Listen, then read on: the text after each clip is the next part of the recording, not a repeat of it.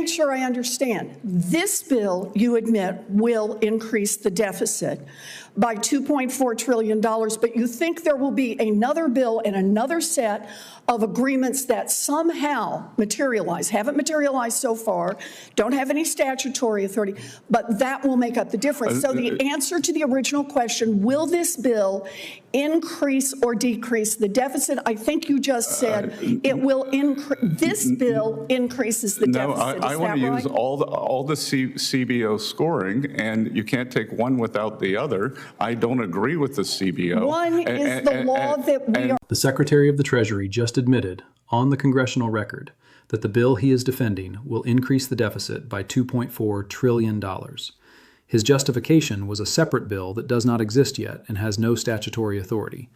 That admission came after 6 minutes of refusing to give a straight answer. Watch how we got there. Watch this. Help me out here.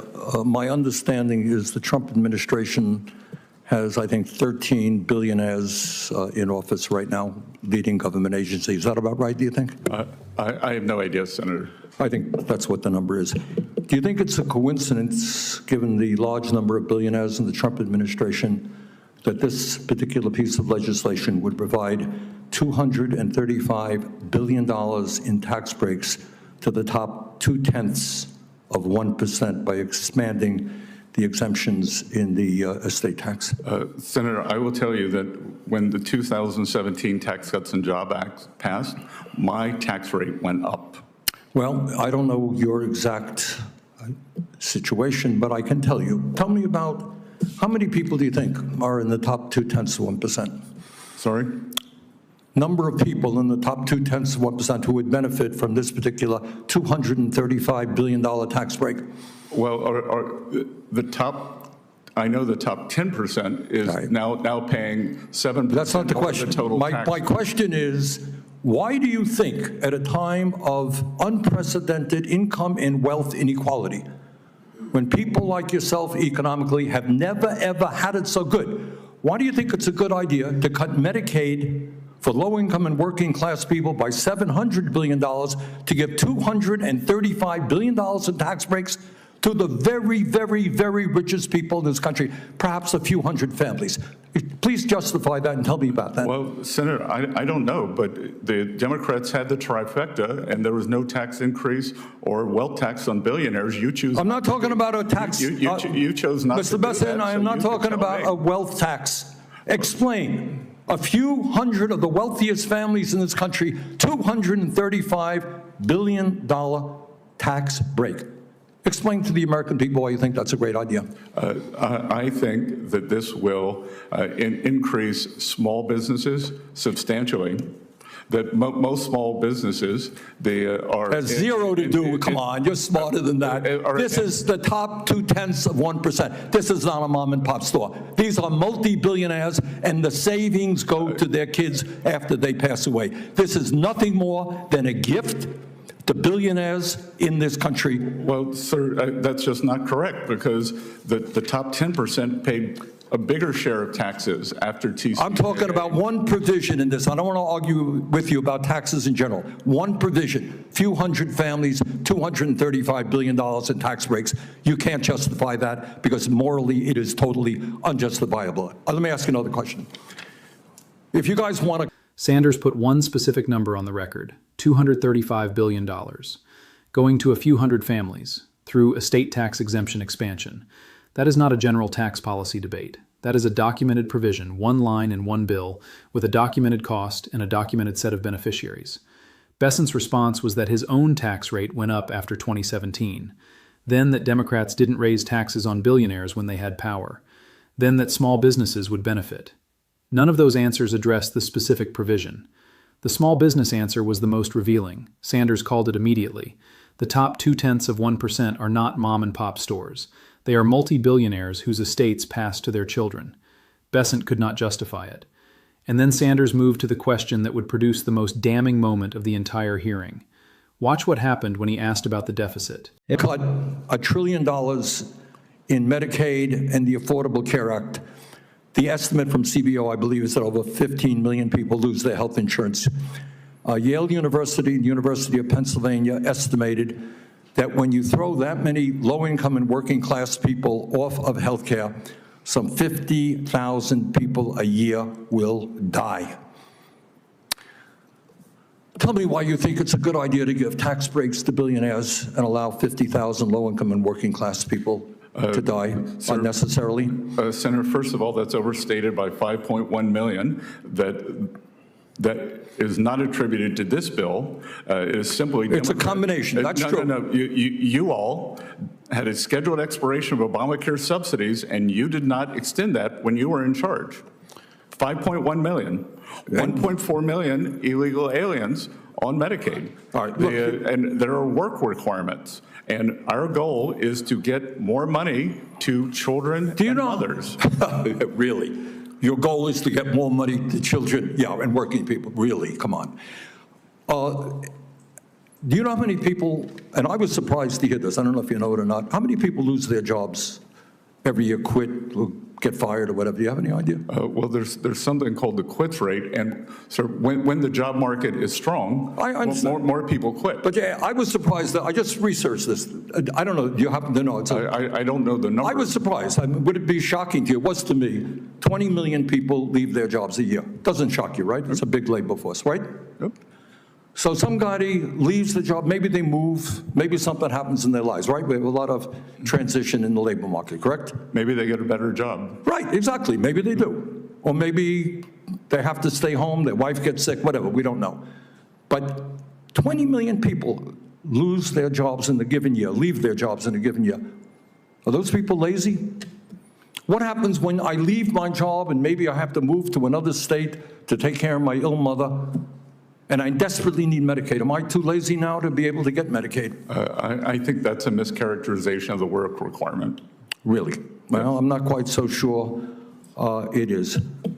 I don't, okay. Well, thank you very much, Mr. Chairman. I want to ask about the Republican big, beautiful bill, which will knock about 16 million people off their health care coverage and cut programs that keep groceries cheaper for millions of families in order to try to pay for about $4 trillion in tax giveaways that are mostly going to be sucked up by millionaires, billionaires, and wealthy corporations.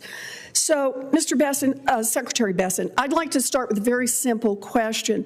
Will this bill increase or decrease the deficit? They're varying scoring on that, Senator Warren. You're the Secretary of the Treasury, so I'm asking you, what is your view? Will this bill increase or decrease the deficit? It is my view that over the 10-year window, it will decrease. You know, do you have anybody who agrees with you on this? Yes, ma'am. Let me ask my question. Okay.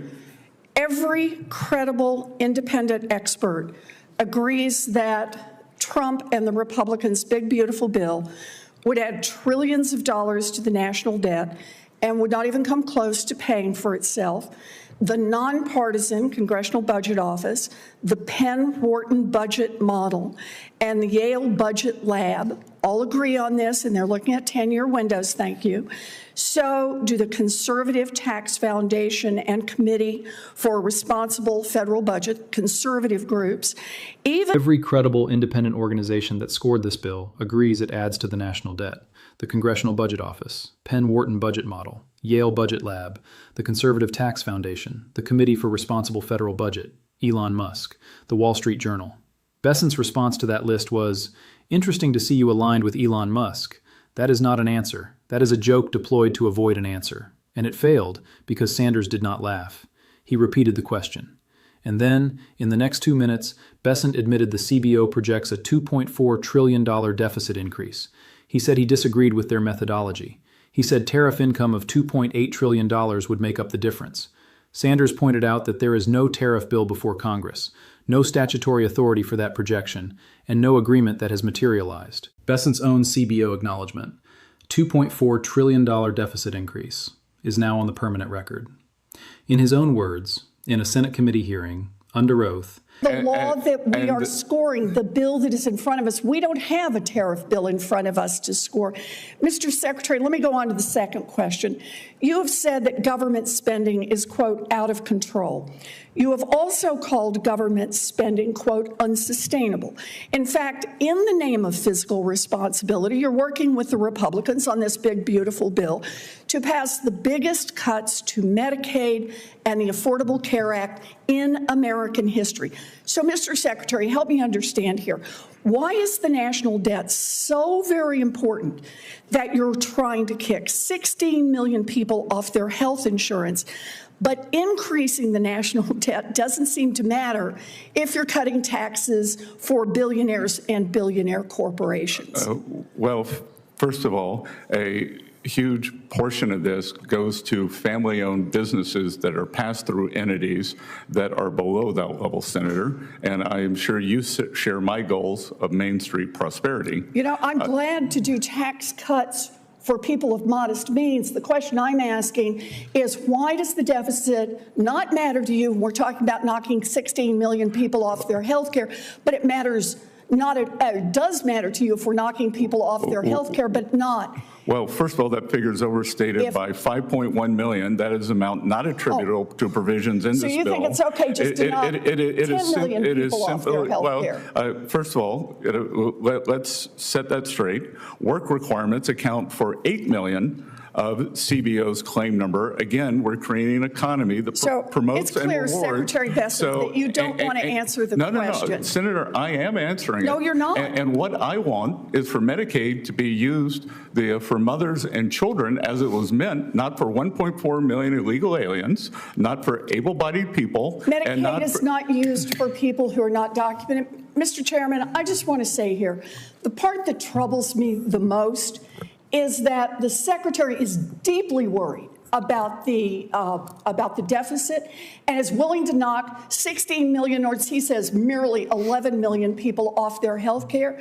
Matters so much, but it doesn't matter so much if you're cutting taxes. Here is what the Secretary of the Treasury put on the congressional record in this hearing.